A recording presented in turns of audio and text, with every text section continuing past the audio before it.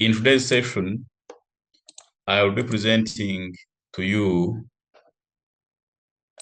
what the paper is all about and what is expected from each one of us here.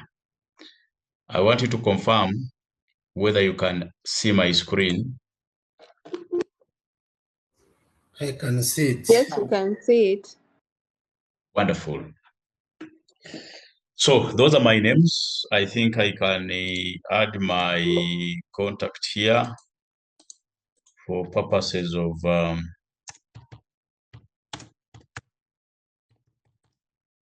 having good engagements. I've added my contact there. Okay, good. So paper 7 is what you call financial reporting. This paper 7 builds from paper 1. Paper 1 is the financial accounting. From the titles themselves, you can see difference. The other paper is called financial accounting, and this one is called financial reporting. What that means is that this paper goes beyond what accounting covers. Not completely different from financial accounting, but we go beyond, we build on the foundation that you got from financial accounting. I am happy and I'm confident that my colleagues at level 1, Joel Chimera, mainly, has done a significant work, has built significant foundation. You come to level 2 with the key principles. And with that confidence, I am really confident beyond reasonable doubt that we shall not have challenges here. So, our paper 7, which is financial reporting, this is our syllabus. We have learning outcomes. And I want you to get it from this seminar here, from this engagement, that when we are delivering the syllabus, we deliver the syllabus in line with learning outcomes. When CPA is setting your exams, exams are set from learning outcomes. Every paper, whether this paper 7 or any other paper of CPA, they all have learning outcomes. And as you embark on your journey, as you engage with your tutors, as you structure your discussions in your discussion groups, please ensure that you tailor your preparation in line with learning outcomes. You must read, you must cover the syllabus in line with the learning outcomes, because this is where exams are set from. Exams are set from learning outcomes. I will later show you what learning outcomes are all about. Okay? Members with the video, I request you to mute so that we have good recording quality. Members, please mute. Mute your videos and audios.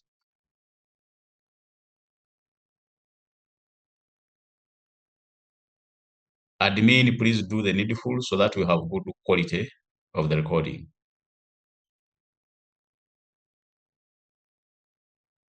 Okay? So, as I have said, we have 9 learning outcomes. And as we will see later, an exam must at least cover 80% of those learning outcomes. Okay? Now, on top of the 9 learning outcomes, we add the extension of CPA 1, as I alluded to earlier, that this paper is an extension of financial accounting. You cannot do financial reporting before passing financial accounting. The same applies to advanced financial reporting at level 3. So on the top of the 9 learning outcomes, we shall add some concepts from level 1. What are the must-know areas? When we say must-know areas, these are areas that should be at your fingertips. These are areas that you should not attempt to go to an exam before mastering. That is IS1, which is preparation and presentation of financial statements. IS7, statement of cash flows. Group accounting. IS16, which is PPE. IS12, which is income tax. IS21, which is effects of changes in foreign exchange rates. IS36, which is impairment of assets. IFRS 16, which is leasing. IFRS 15, which is revenue from contracts with customers.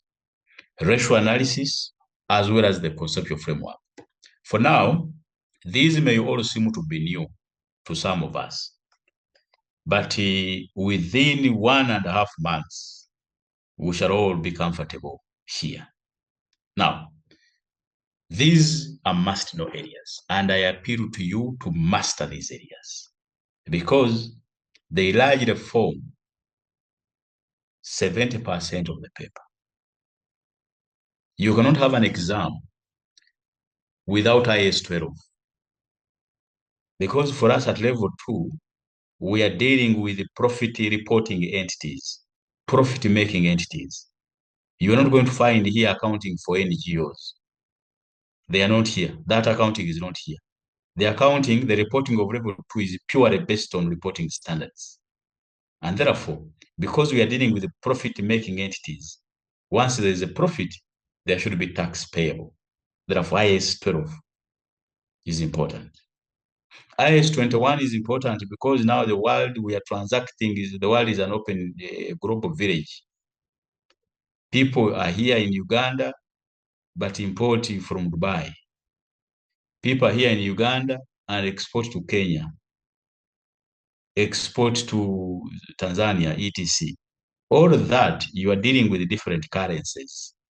And because you're dealing with different currencies, you are exposed to foreign exchange risk and others. That's why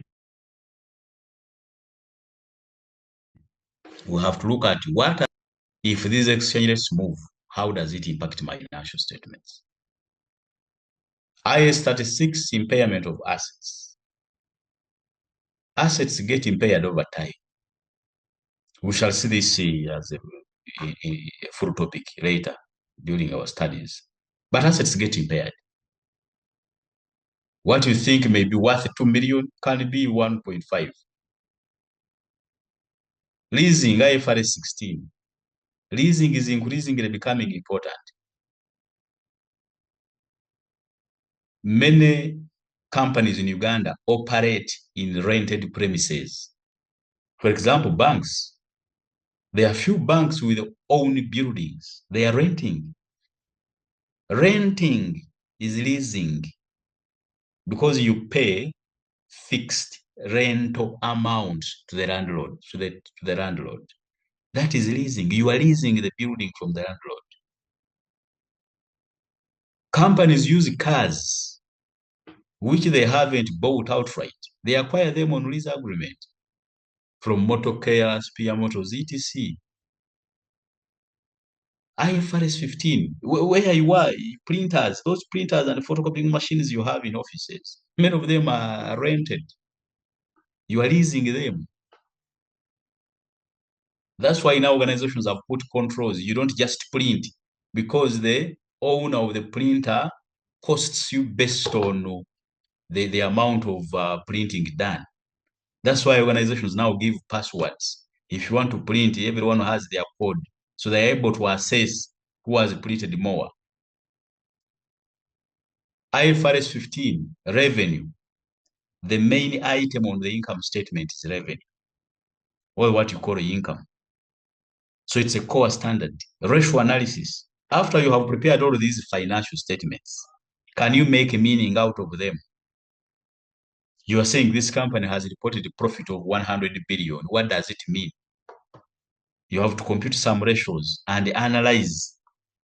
Financial statements may not be of much relevance if they cannot be interpreted and analyzed. Conceptual framework, that is the foundation. Financial reporting, that is the foundation for financial reporting, the framework. The framework we cover here is the framework of 2018, as you will see. So the paper composition is, we have the computations and the theory. So some of our colleagues who fear computations, there is some theory. The computations are 70% and the theory is 30%. So for you to pass the paper, you need a combination of the two. Okay? So the paper is not 100% calculations. It has some theory. But the theory is either from the conceptual framework or from the standards themselves. The questions are a combination of computational and theoretical analysis, as I have already said there. What are the learning outcomes? As I told you earlier, we have 9 learning outcomes, and an exam is set from these learning outcomes. As a candidate, you are expected to at least cover 80% of these learning outcomes. So if they are 9, 80% is around 7 learning outcomes. You can risk to leave out 2 learning outcomes. So the learning outcomes are, you must be able to describe the financial reporting framework. That is the conceptual framework. That is our basis for financial reporting. And this will be our very first topic once we start the lectures. Measure the elements of financial statements. We all know the elements of financial statements, which my colleague Joe will cover at level 1. The assets, liabilities, income, expenses, and equity. Are you able to measure them? How do we measure those measurement bases? The historical cost, the modified historical cost, the present value, the net realizable value. Those are the measurement bases. You must be able to prepare accounting records. When we say preparing accounting records, we mean you must be able to debit and credit. When we give you a transaction, that you bought a building by paying 200 million cash, are you able to pass those records that you debit buildings and credit cash? Okay? So in other words, here you must be able to pass journal entries.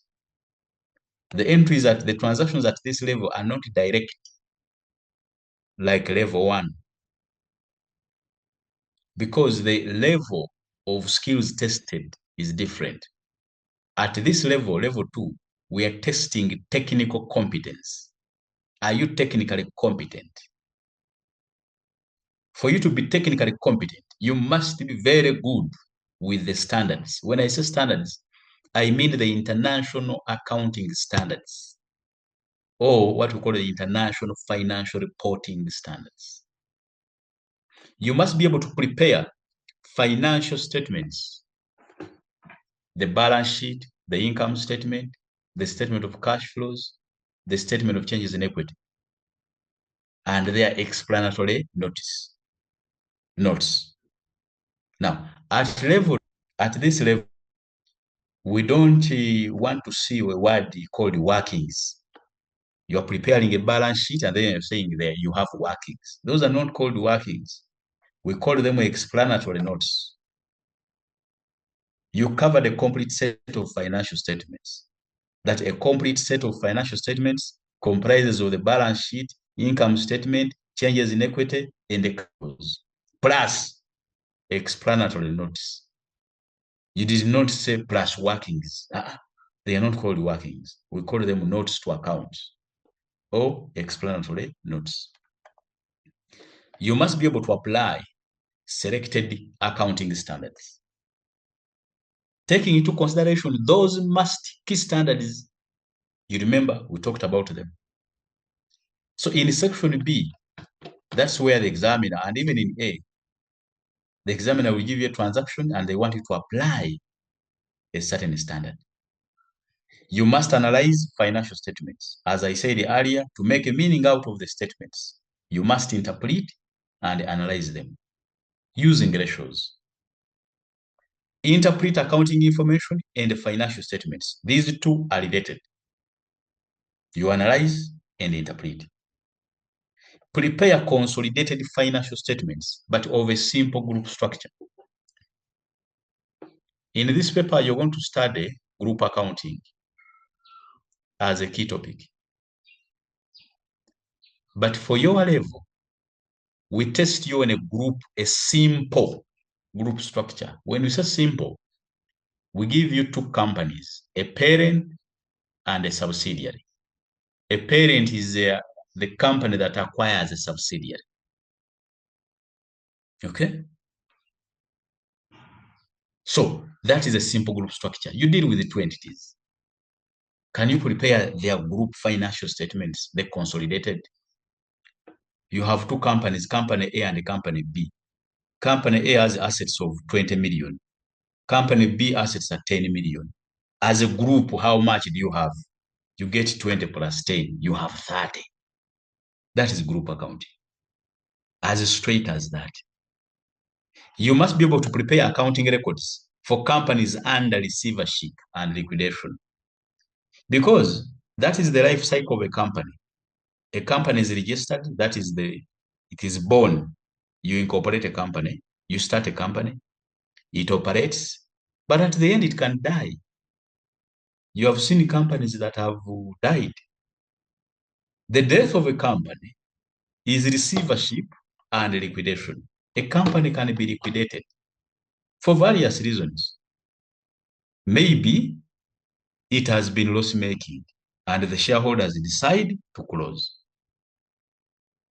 It maybe it has violated some regulations and laws.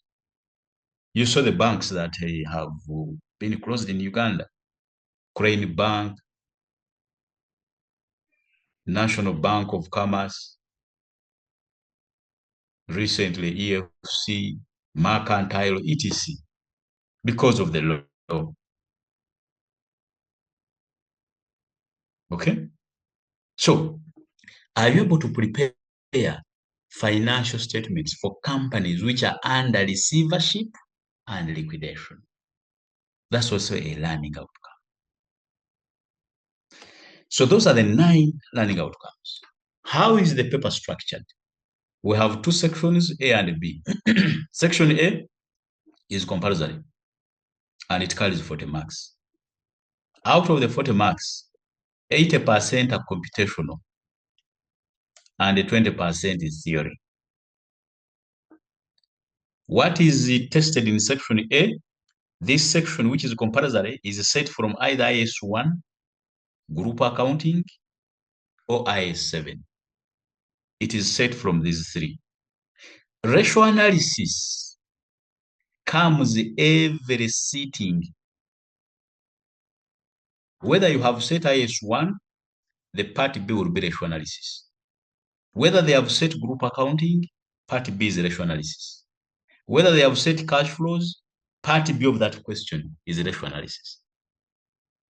So as you prepare to start your journey for this paper, just know that is the structure of section A.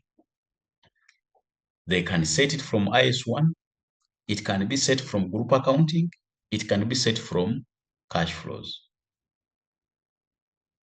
In December, the examiner combined IS1 and group accounting as question 1.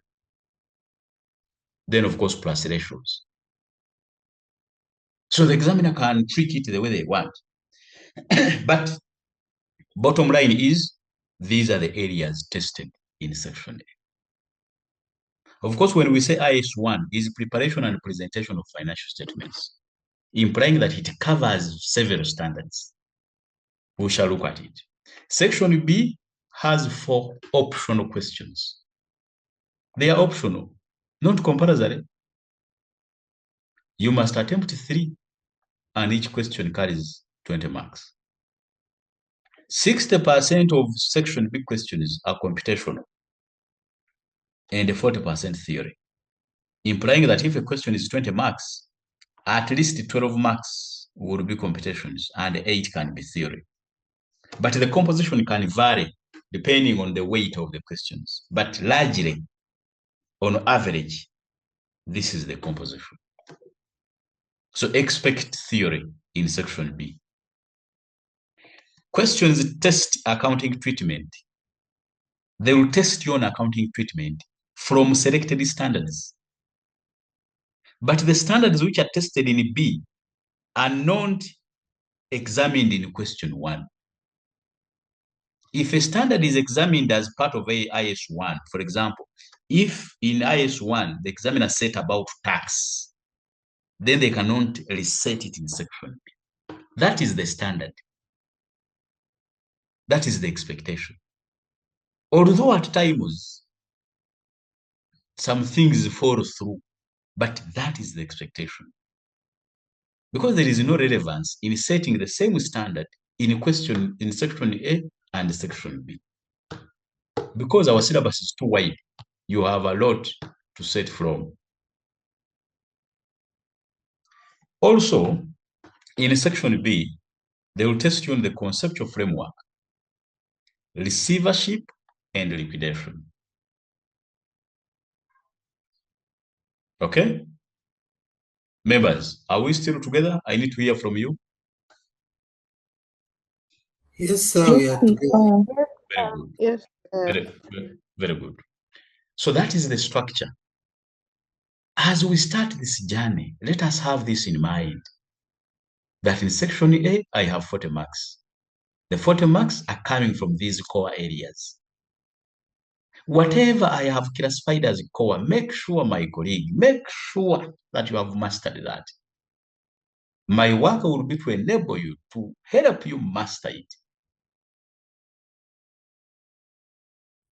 And that I will do.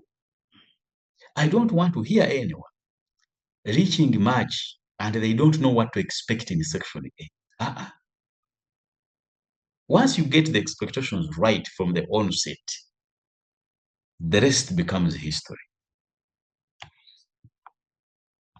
The must-know areas, I have largely talked about them. One is group accounting. You are expected to prepare consolidated statements of financial position, that is the balance sheet, as well as profit or loss. The examiner can set both in one question, or if he's very lenient, they can test you on one of them. They can set on balance sheet, or they can set on profit or loss, or they can combine the two. But whether combined or not combined, from us, the tutors, and from experience, and from the performance of the candidates, whenever question 1 is set from group accounting,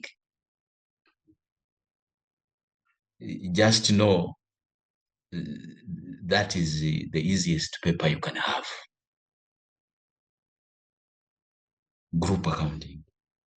And for me, whenever I see group accounting as question 1, I say, thank you, Lord, because I know my candidates there will perform well, significantly well.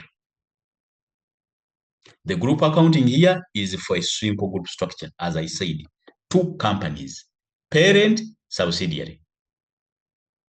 I encourage you here, group accounting, everyone in my class should not have any challenge here.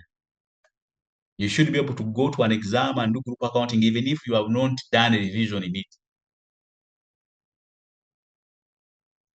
IS1, preparation and presentation of financial statements. IS1 now combines all the other standards. For you to prepare financial statements, you must know all the other standards. But again, what we test here are statements of financial position. You must be able to do a balance sheet and a profit or loss, but for a single entity. So the way IS1 is set, Part A can be balance sheet. Sorry, Part A can be income statement. Part B balance sheet. Sorry, Part A income statement. Part B changes in equity. Part C balance sheet. That's IS1. But at times the examiner can skip changes in equity and they test you on income statement and balance sheet. But whatever the case, it must be for one company, single entity. Also, IS1 can be set with advisor on accounting treatment. The examiner can say Part A, explain the accounting treatment of the notes 1 to 7, for example. Part B, prepare the profit or loss account. Part C, prepare the statement of financial position. Part D, assess the performance of the company. It can be set that way. For us as MAT Abacus, we shall prepare you for all of those possible scenarios. Analysis and interpretation of financial statements. This I have talked about, that whether they have set group accounting or IS1 or IS7, the last part should be ratio analysis. So your expectation is you must compute the ratios and make relevant comments. If the ratio is return on capital employed, and last year it was 12%, now it is 15%, you tell us the return on capital employed has improved from 12% to 15%. Full stop. That is what we expect at level 2. Just show us the trend. Has the ratio improved or it has declined? You must desist. You must stop using words like increased or decreased. What does it mean? What does increase mean? You must use financial reporting words. The ratio has improved. The ratio has declined. Okay? We all know that a decline is poor performance. Improvement is good performance. But increased does not necessarily mean good performance. For example, we have what's called the gearing ratio. How much debt do you have in your capital structure? If your capital, you have a business with a capital of 100 million and 70% of that money is borrowed money from a bank, that means your business is highly geared. You're using more debt than personal money. So the gearing ratio of that company is 70%. So if today it is 70% and last year it was 50%, you see an increase there by 20. Is that good performance? That's why those words increased, decreased, for us in reporting, they are not directly explainable. So it's better you use improved, declined. IS7, statement of cash flows. You must be able to prepare these statements using either direct method or indirect method. I am aware that cash flows are no longer tested at level 1. Therefore, you now find them at level 2. With the cash flows, you're looking at money coming in and money going out. The two methods are tested, direct and indirect. However, the indirect method is common. If you analyze our exams, I will not take you far. I can stop at 2016. From 2016 to date, indirect method has dominated. Actually, you will discover that direct method was set in 2012. Those are 16 years back. Because now we are in 2016, 2026. So the indirect method is common. And it was as tutors, that is okay. Because the candidate just compares balances and determine whether it's an inflow or an outflow of cash. IS 16, 12, 21, 36, IFRS 16 and 15. These are also must-know areas which test candidates on measurement, recognition, and presentation. For every standard, as we shall study, for every standard that we shall cover, I request you to master the measurement criteria. First of all, you must master what is the name of the standard. What is the standard all about? How do we measure? What is the measurement criteria under that standard? What is the recognition criteria under that standard? And the presentation criteria. This is what is tested when we come to section B, the measurement, recognition, and the presentation. When we say measurement, we mean how do you determine the value to report? That is the measurement. How? Why are you saying it is 40, it's not 35? How did you come up with 40? That is the measurement. Recognition. If you say that this is income, what is your basis for concluding like that? That is the recognition. If I say this is Muhammad, Hajara, and Abraham, Muhammad, Hajara, and maybe Ismail, I will say those three people are recognized as Muslims because they have names for Muslims. So that is the recognition criteria. What is your basis of concluding that this is an asset? We shall look at that. Presentation. After saying that this is an asset, then where do you present it? That it goes to the balance sheet. After saying that this is an expense, okay, where do you present expenses? That expenses go to the income statement, or what we call the profit or loss. That is the presentation. Where do we report this? Conceptual framework. This one tests you on elements of financial statements, the measurement basis, as well as the characteristics of accounting information. Okay? As I said earlier, that this paper also builds from level 1.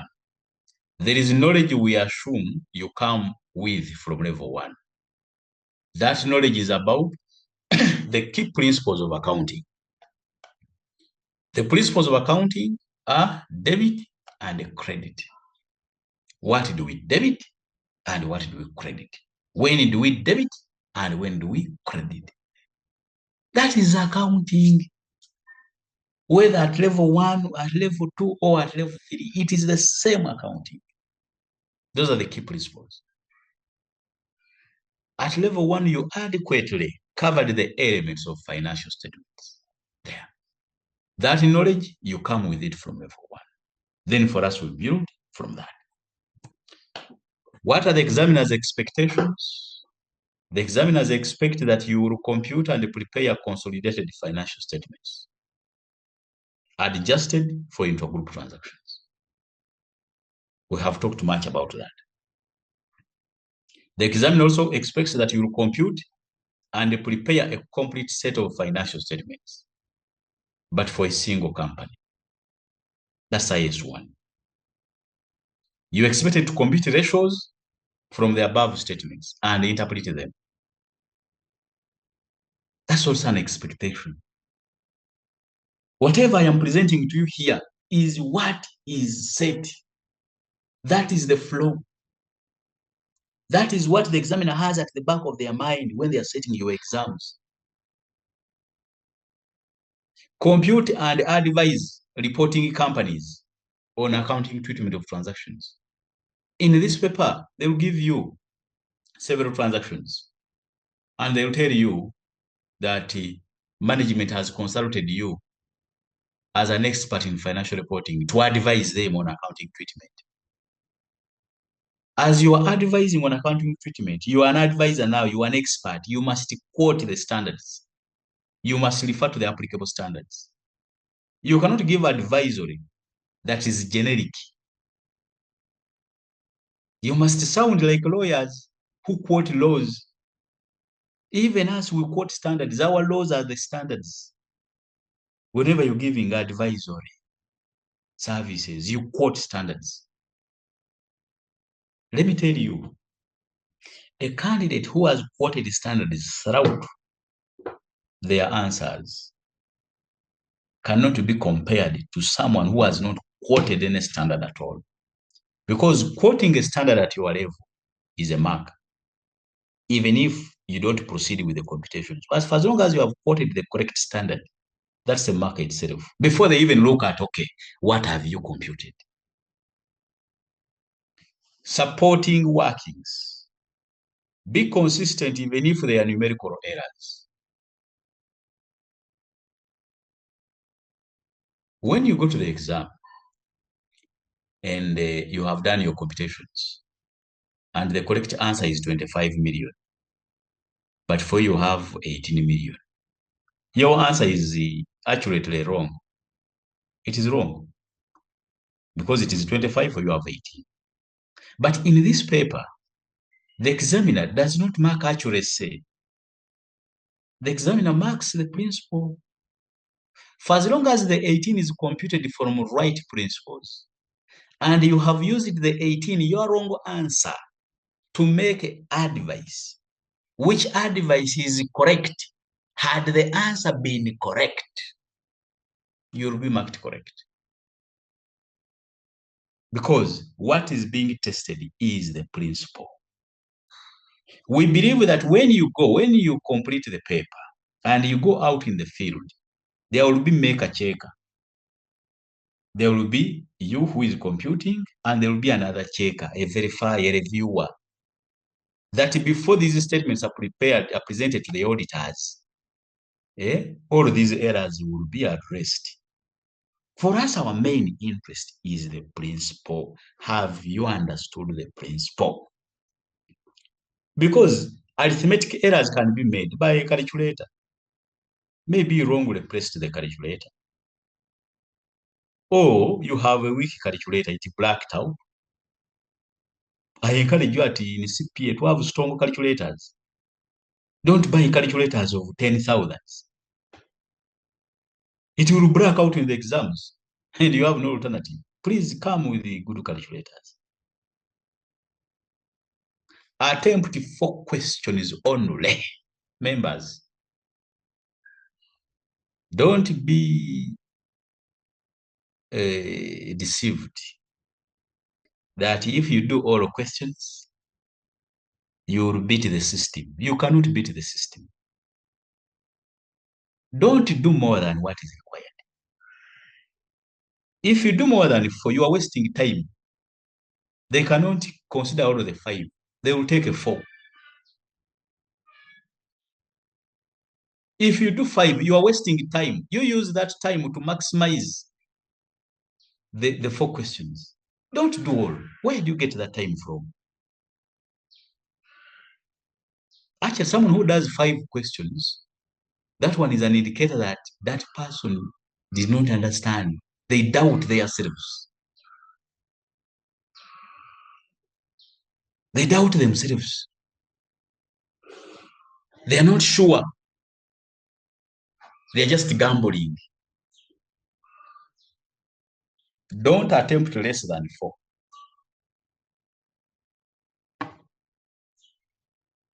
If you attempt less than 4, you are working out of less than 100%. Your chances of passing are very minimal. It's not true that if you do less than 4, they will fail you, but your chances of passing are very minimal. Because, for example, you're working out of 75. Can you raise a 50 out of 75? At times it may be hard. All of this will come as a result of time management. And time management, you'll be able to achieve that if you do a lot of practice. Okay?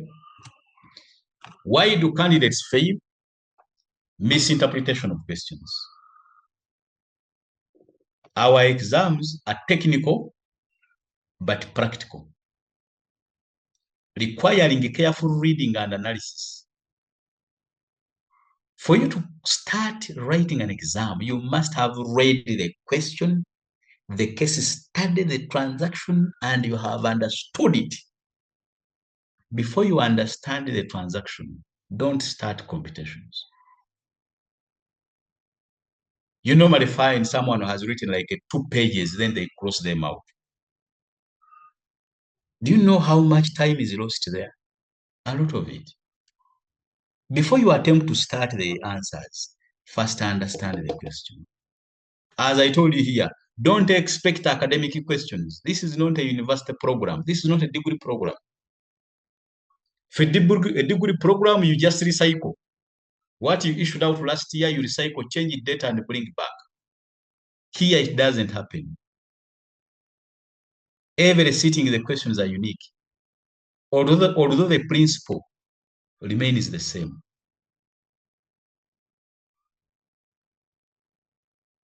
So you must desist from the practice of cram work. Don't attempt to cram questions because they will not be repeated. Attempting less than 4 questions is also another cause of candidates' failure. As I said, you're working out of less than 100%. The chances of passing are very minimal. Inadequate syllabus coverage. Candidates have scanty knowledge on key syllabus areas. In my class, and after this presentation, which I believe they will share with you, ensure that those must-know areas, you have mastered them well. And be on my case to deliver the syllabus 100%. At MAT Abacus, we deliver the syllabus 100%. We are also under pressure because we know what the risk, what the reaction will be if a question is set from an area we didn't teach. We ensure that we complete the syllabus ahead of time and then commence revision. We don't cherry pick, we deliver the full syllabus. What is expected from you is to attend. Even if you have missed a class, make sure that before you come for the next class, you have gone through the recording. Because all of these recordings will be available in case you missed. There's a lot of spoon feeding at MAT. You attend the class and also get the recording. Spot reading, avoid this. I know you will have discussion groups with colleagues from other colleges who may somehow try to mislead you. Don't go into that kind of debate. Those rumors happen and we hear them. That so and so is saying the paper is available if you can pay. They are lying to you. It's not possible. You cannot get access to these exams. Therefore, don't spot read. Let no one convince you that no, this area is not coming. They are not part of examiners. Generic and academic answers. Some candidates present generic answers. Others give academic answers. Whereas these answers may be correct, they carry a few marks. The answers expected at this level should be professional answers, okay, that are related to the transactions examined while quoting the relevant standards. So avoid those generic answers. You normally find answers, poor government policy. What's wrong with the government policy? You tell us, which policy are you referring to? Eh? Advantages of indirect method. Now someone says, the indirect method is simple to use. Are you sure? When you have failed the computation, then why are you saying it's simple to use? That answer is generic. Those answers should come last. Start with the professional answers. Answers like the method is hard to use. The method is simple to use. Actually, you may find a candidate, among the advantages, he puts the method is simple to use. Then he comes to the disadvantages and he puts the method is hard to use. So which of the two do you mark? Eh? Which of the two do you mark? Samson, if you are the one, Which of the two do you mark?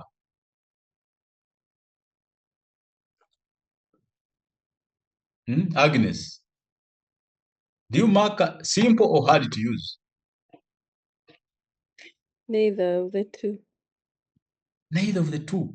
First of all, that candidate is giving you generic answers. Those are academic answers. They are not professional answers. They don't score marks. An examiner can just give you if he's lenient. Okay? Okay? Weak numerical skills. We have observed over time that many candidates fear calculations. Because CPA, you can join from any profession. You can also join from senior 6. Just like any other professional course globally. But candidates fear to address their minds to practical scenarios. People want direct things. At this level, you're not going to find a transaction that paid electricity 20 million cash. It is not there. You do not find it here.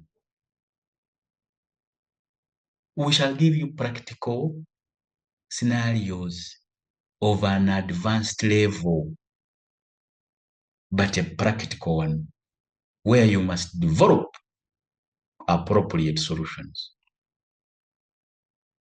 So if you are weak, your numerical skills are weak, work on them. Inadequate practice, some candidates don't practice enough. You fail to test and examination environment. Don't go to an exam before attempting at least 2 mocks. When we say practice, we don't only mean practice in your discussion groups. Because me personally, I know what happens in your discussion groups. You meet for a full day and work out only one question. Which one question you have been referring to the book? You're wasting time. Discussion groups are good, but they're good if you know. If you have weaknesses, first address them before you go to a discussion group. People meet and start talking about politics, football, money, musicians, Spice Diana, and Fik Famaika, those things. Let me tell you, here you have come alone and you fail alone. And the course will become hard if your colleagues have left you at a level. Okay? So, you need to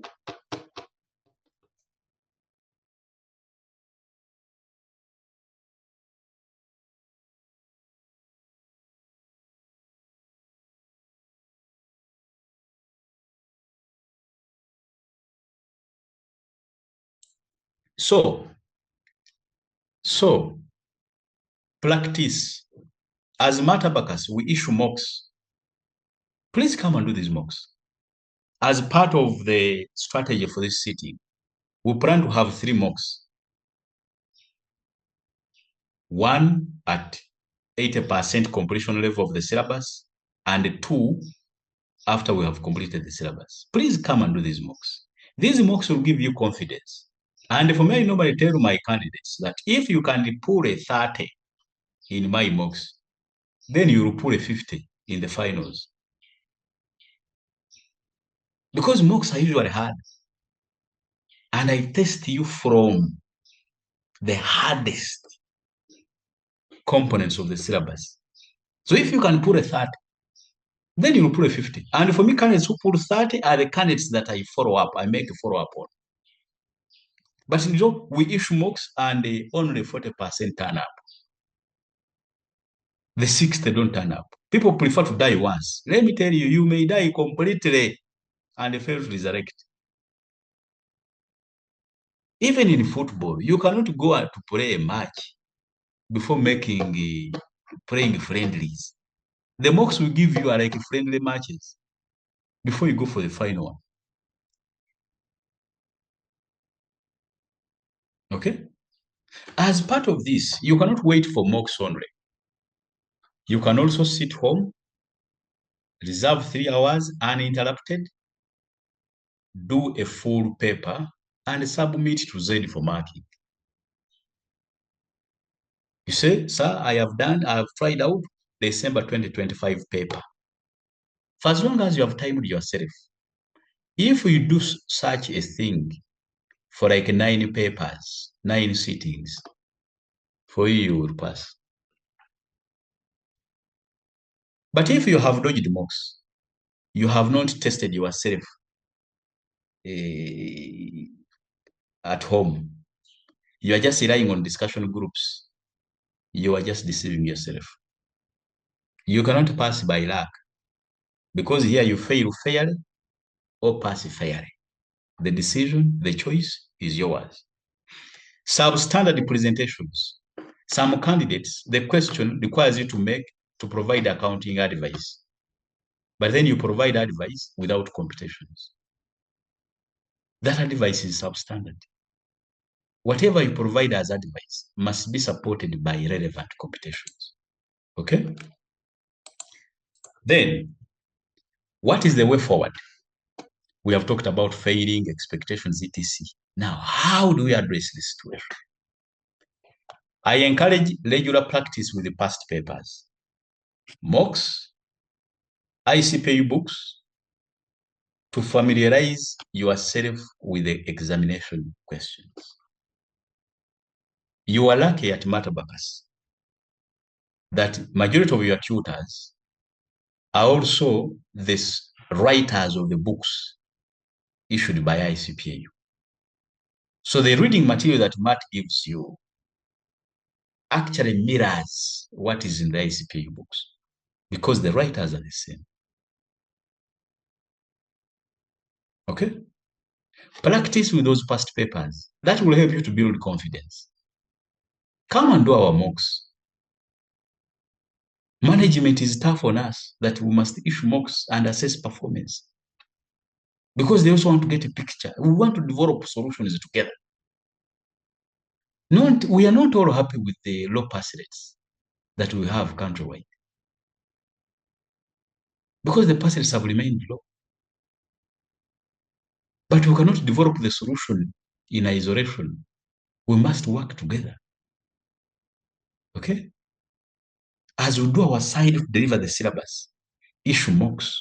Also do work on your side. Practice. Come for these mocks. Read widely. Ask questions. Engage your tutor. Okay? This is not a university arrangement or a secondary school arrangement where the teacher is isolated from the candidates. No. We are in a professional engagement. You have paid for a professional service. I am your professional consultant. I must be available to provide professional advice because you have paid for it. Demand for this service you have paid for. Some of you are our parents. That's why some of us prefer to be called, you call me Z, don't say Mr. Z. No, I'm not mistering anything. We are in an engagement, a professional engagement. You present your professional query, I provide professional advice. Attend classes. Attend classes.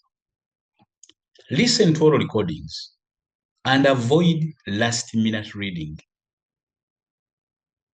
My expectation is attend classes unless otherwise. I know this sitting of January to May is very tough for men, my colleagues who are soccer lovers, because Arsenal is on top. They normally dodge classes to go and watch football. I encourage you not to dodge. But if you have dodged, ensure that you have listened to the recordings before you come for the next class. Don't say, I will get leave towards the exams and I read. You are deceiving yourself. That will be cram work. You must read this paper every day. Reading does not mean that you need 4 hours. Even if you read for 1 hour, that's enough. But for as long as every day you have opened and looked at a standard, once you become a friend to these things, it will be a walkover. Avoid generic answers, as we said, is one of the reasons you score less. They score a few marks or no marks at all. Pay attention to question requirements and structure your solutions appropriately. What does the examiner want me to do? That is what you must do. Always attempt 4 questions in this paper. Continue attending webinars, briefings, organized by MAT Abacus, as well as ICPA. And we thank MAT Abacus for this. These webinars are very good because they paint a picture. By the time now we start lecture, few days from now, you know what to expect. We have set the expectations.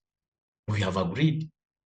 When I start teaching and I go past 5, don't say site is time.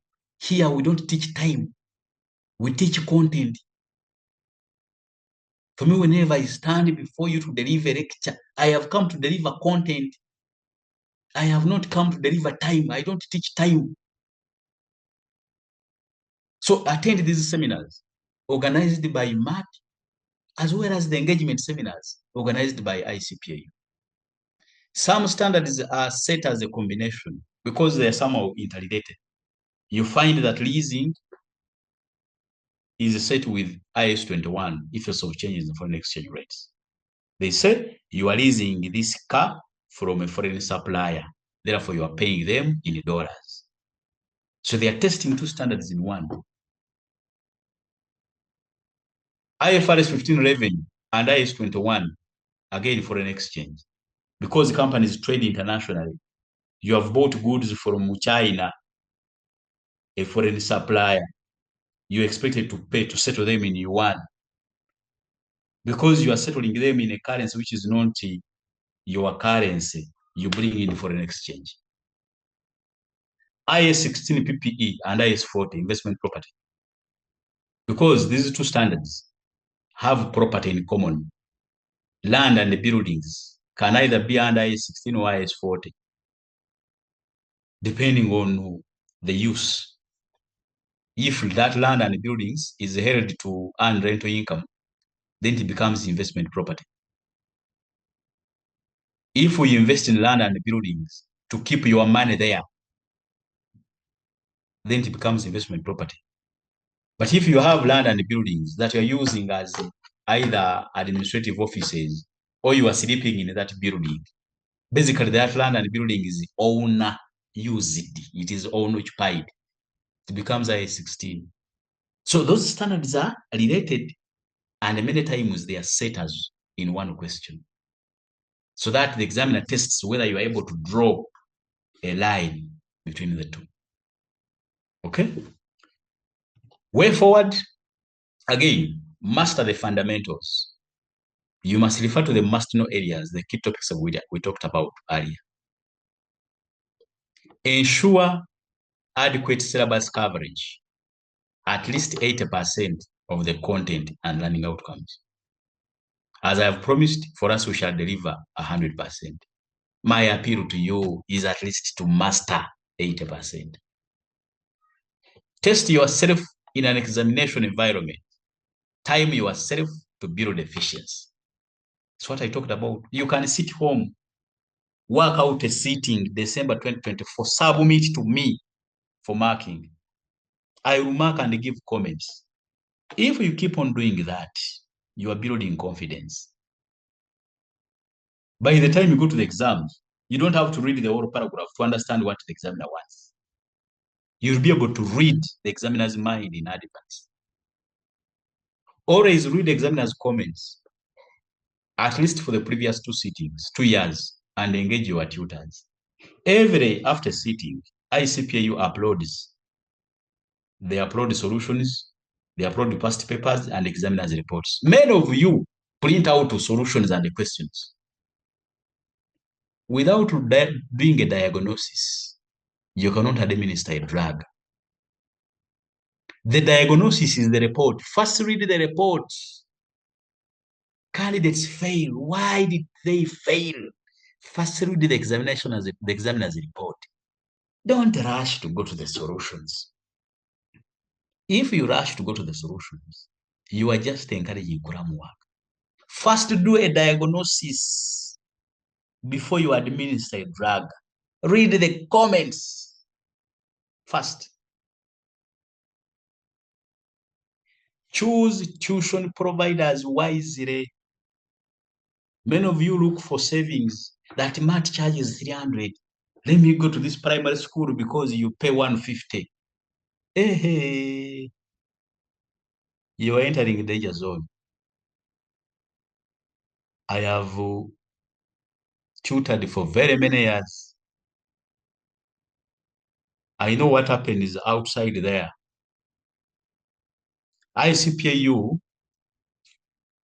has a list, has accredited training colleges. MAT Abacus is the way to go.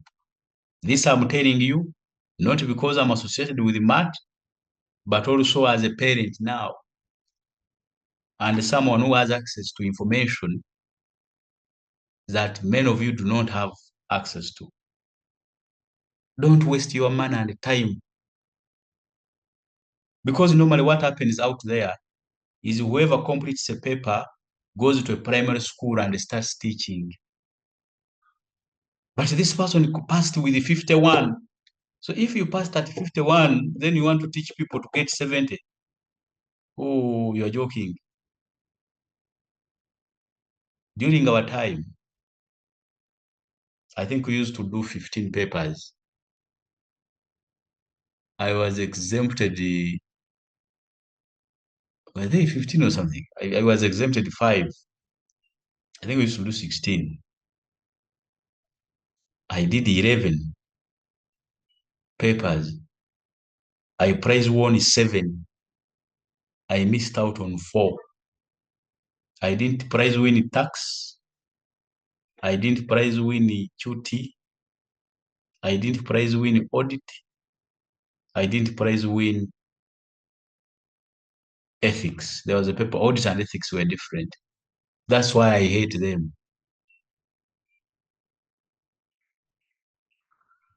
The person speaking to you, prize won is 7 out of 11.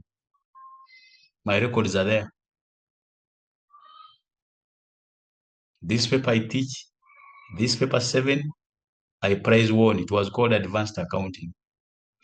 The paper 12, advanced financial reporting, I prize won. It was called financial reporting. The accounting 1, my colleague already teaches, I prize won. It was still accounting 1. So throughout this whole cycle of accounting, no one beat me. So as you look to save 50K or 100K because MAT charges 300, you are actually putting your time and money at risk. So choose tuition providers wisely. Desist from the temptation of looking for cheap savings, peanuts.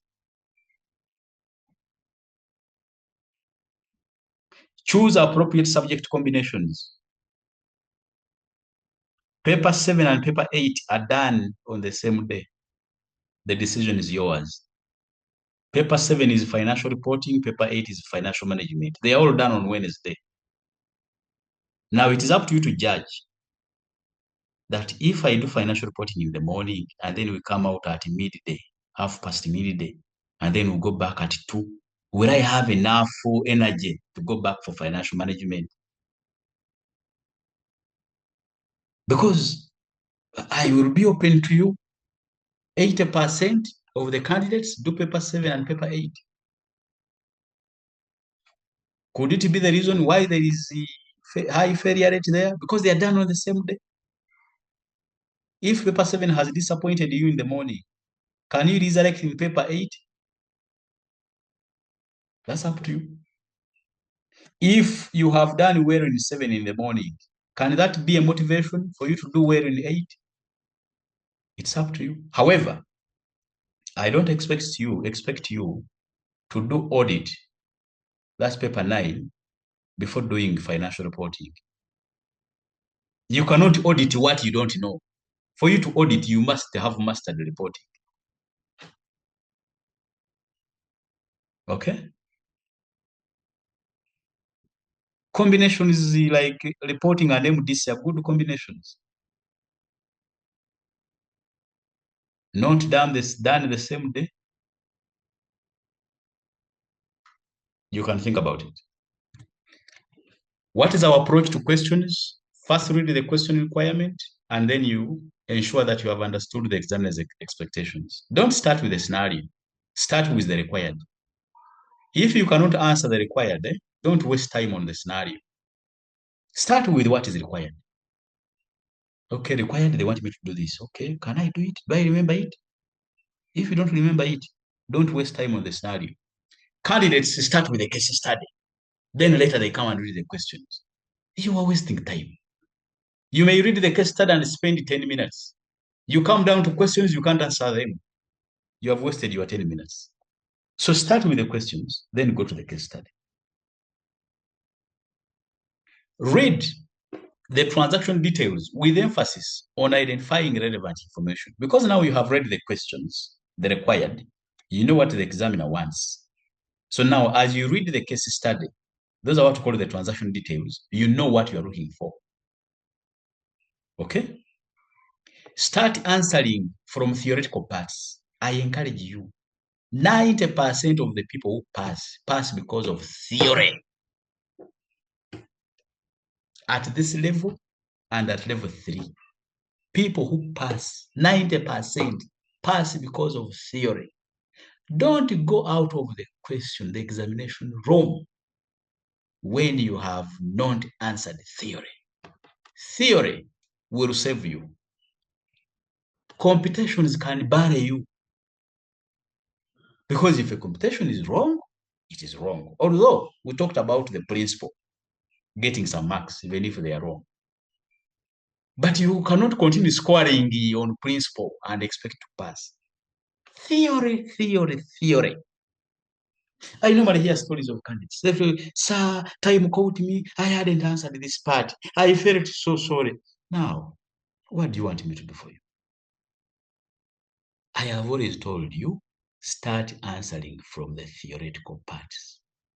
Because normally,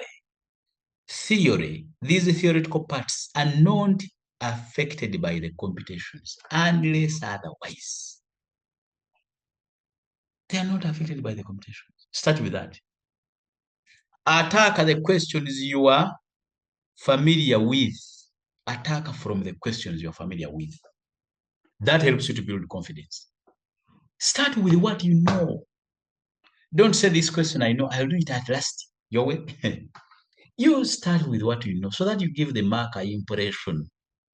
If you impress a marker will scrutinize, will look at your paper carefully. But if you start by failing, you're creating an impression that for you, you are not ready. An examination is about correcting marks. And you correct from the weakest questions. Even if it is football, if you are starting the league, you cannot say that you are Arsenal and you want to start with Manchester United. You say, let me start with the Sunderland. You start with the weakest so that you build confidence.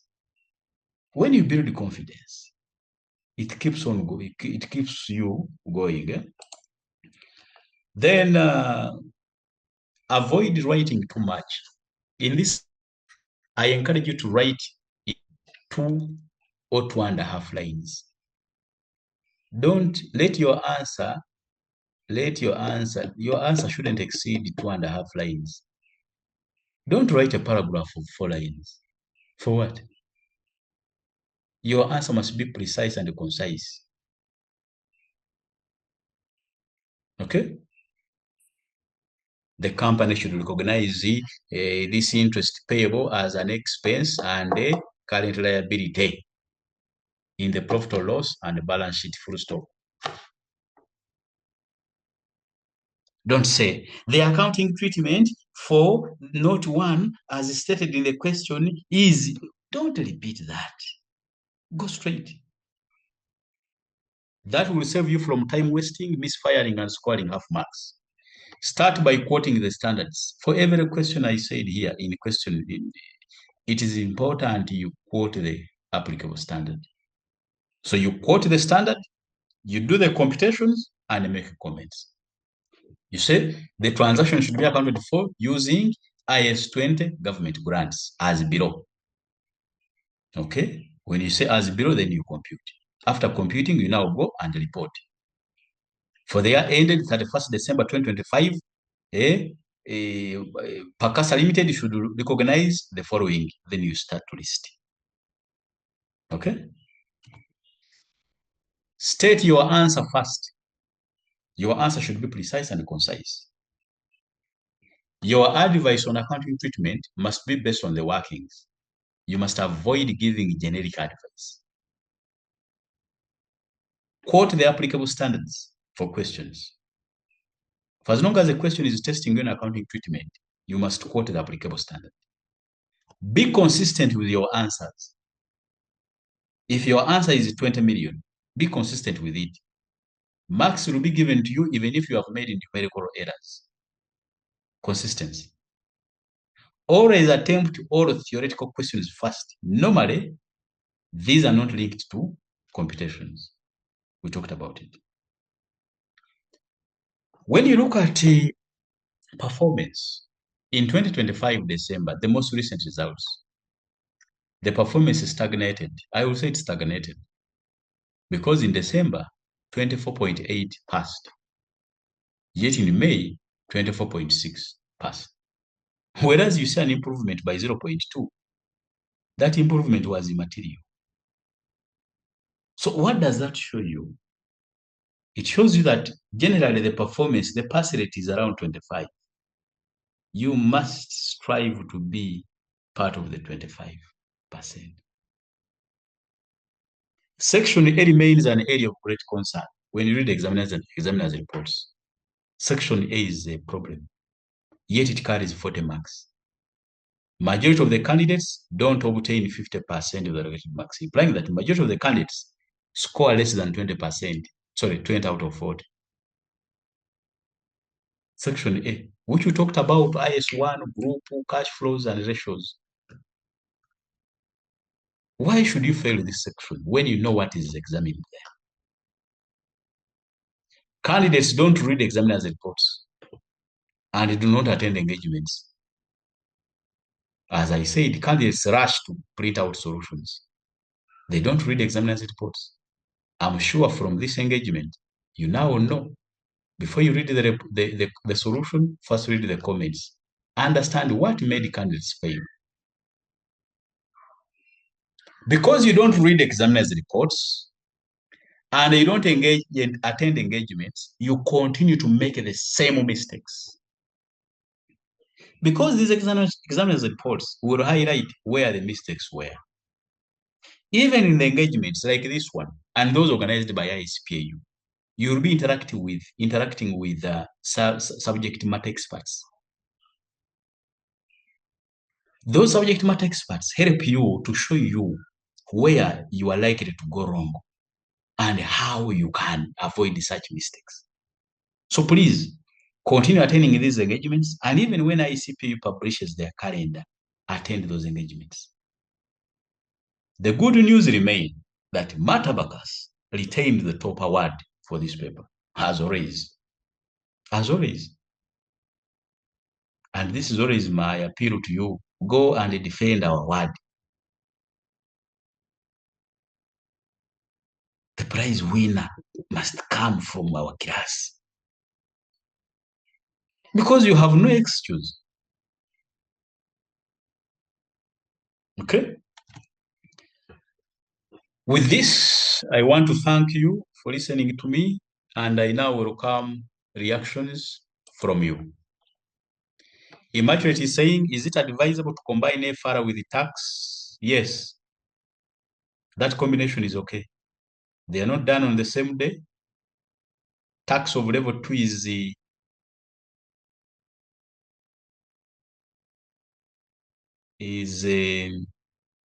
what should be the word?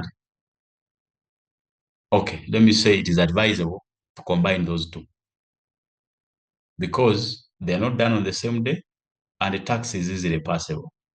The tax of level 2. You know it. Income tax, business income, employment income, or VAT. My colleague, nobody, CPA, nobody will talk about it. He will give you the core areas. So, FR and tax, very okay. How about FR and audit? No. Because you may move very fast on audit. Because I know audit has audit and ethics. And the tutors are different. You may actually start with audit and finish with ethics. So they may be teaching something which we haven't covered this side. My appeal would be, you go for audit when you have done financial reporting. But if these are the only two papers left at this level, you have no choice. But FR and audit, I wouldn't recommend that combination. How about FR and MDC? No objection.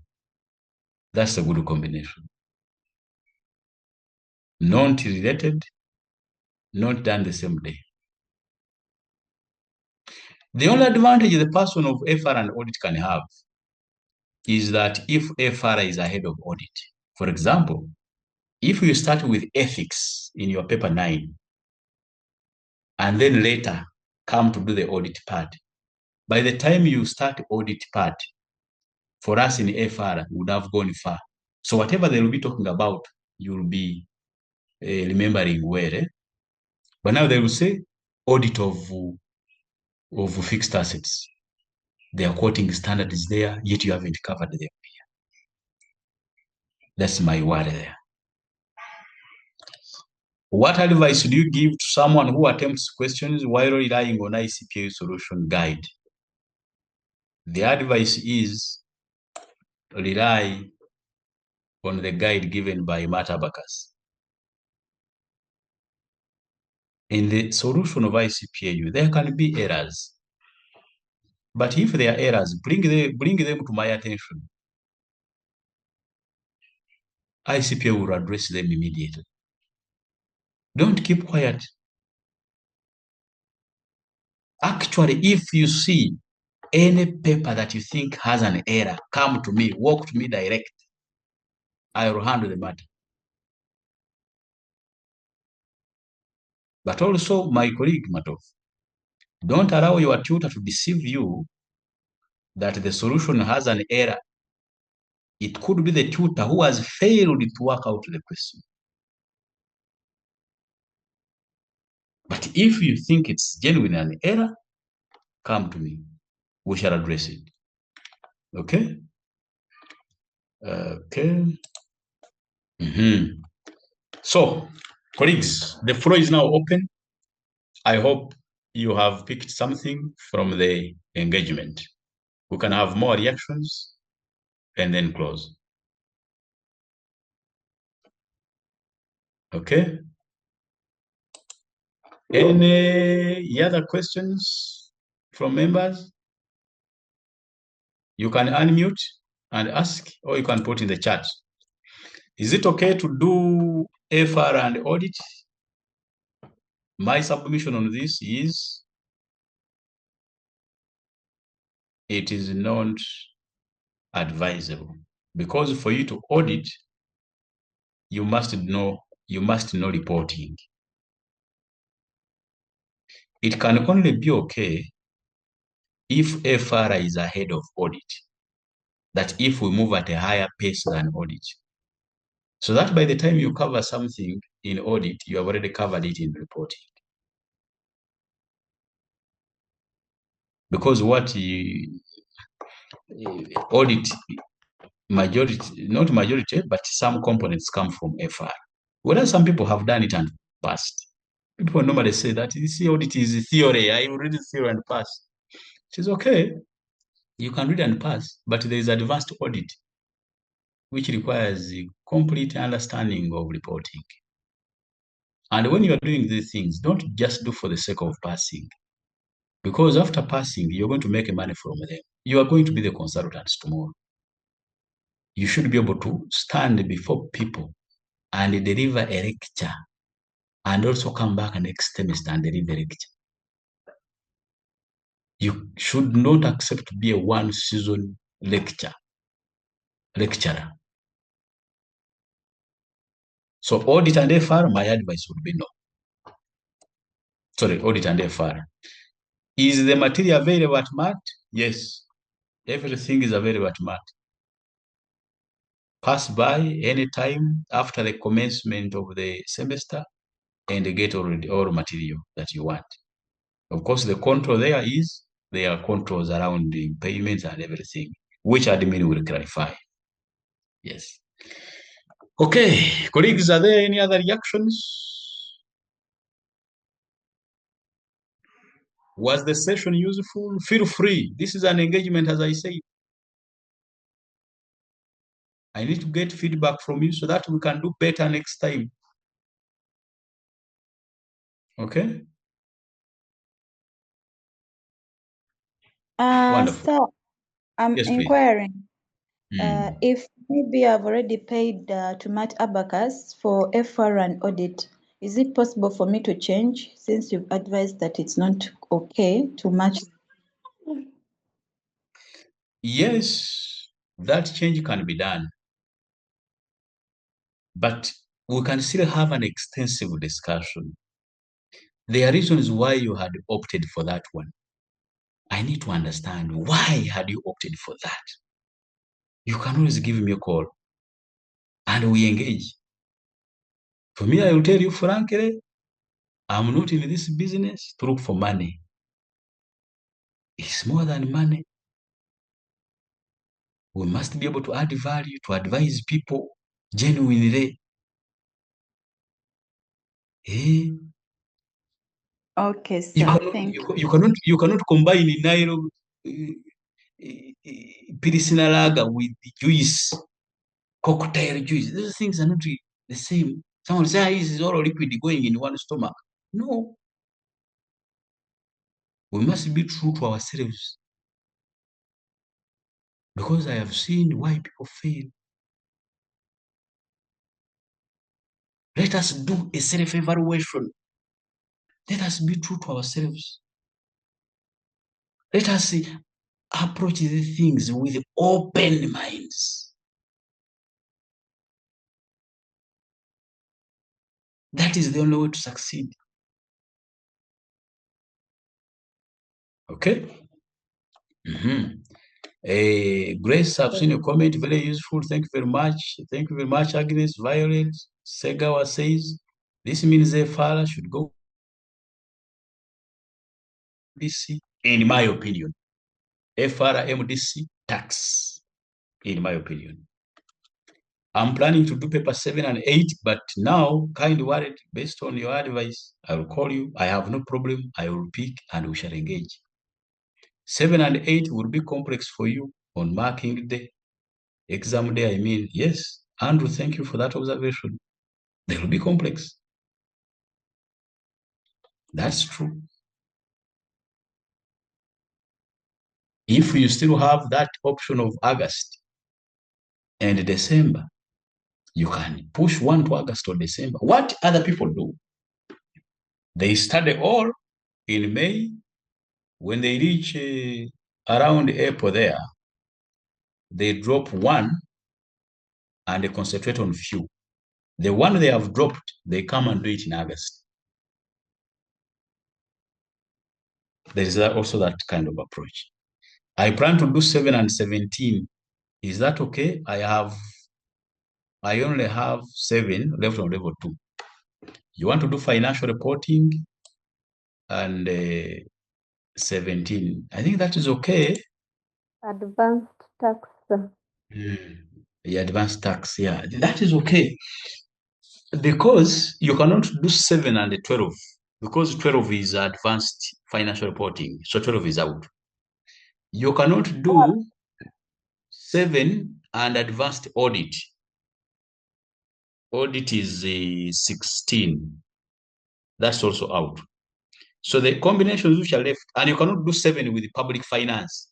Public finance is paper 13. So if 12 is out, 13 is out, 16 is out, you are left with 15 and what? And 17. 15 is advanced financial management. 17 is advanced tax. That is okay. You can combine 7 with advanced tax. Likewise, you can combine 7 with advanced FM. And you can combine 7 with business strategy. I know many people prefer to do strategy in August because it is theoretical. Someone say, I will sit for 1 month and read. Some people have passed because it is theoretical. It builds on your principles of management from the university, business administration, organization behavior. Those theories, Henry Fayal, Professor Mills-Berg, all those things, motivation, rewards and compensations. You can read them actually for policy, but also read examiners' comments and also engage Mr. Mukobe and Mr. Andrew Kawere to advise you on business policy as well. How about 8 and 9?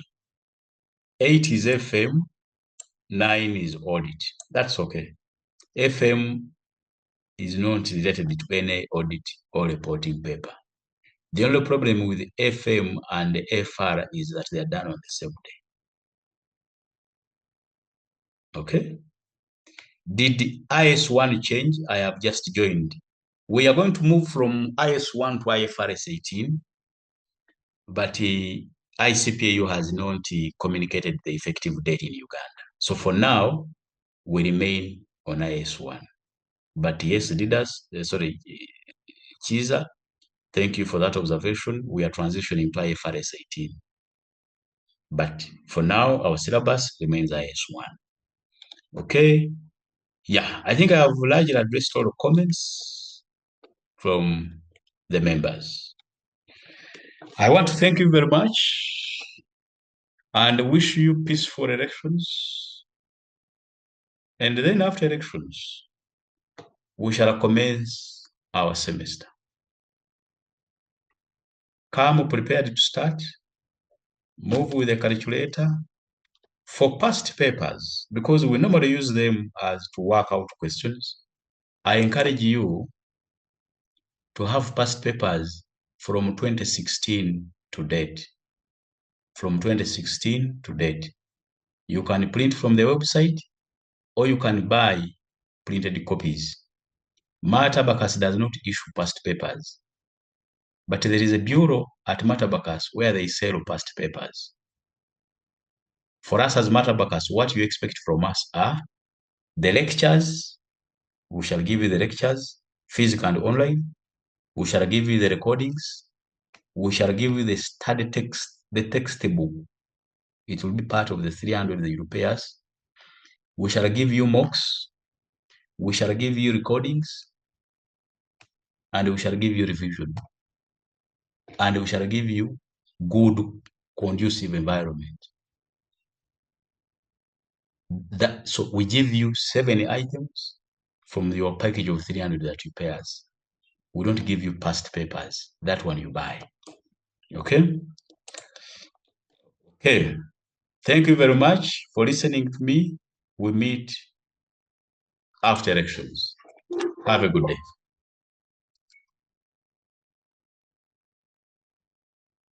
Thank you. We look forward to meeting you then. Thank you. Good. Thank you, sir, for this wonderful session. Good. Wonderful. Thank you.